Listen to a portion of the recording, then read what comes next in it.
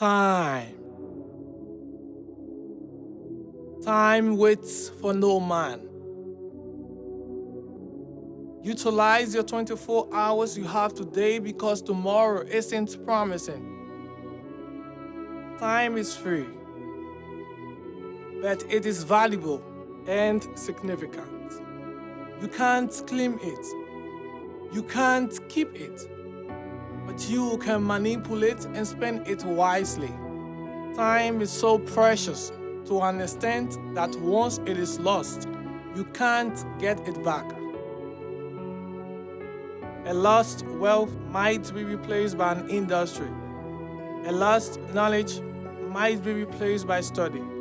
But a lost time is gone forever.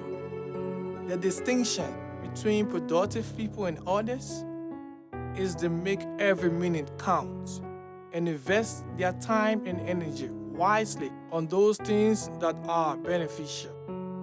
A lot of us are finding it difficult to appropriately manage our 24 hours simply because we invest an excessive amount of energy on what is critical and lacking time for what is noteworthy.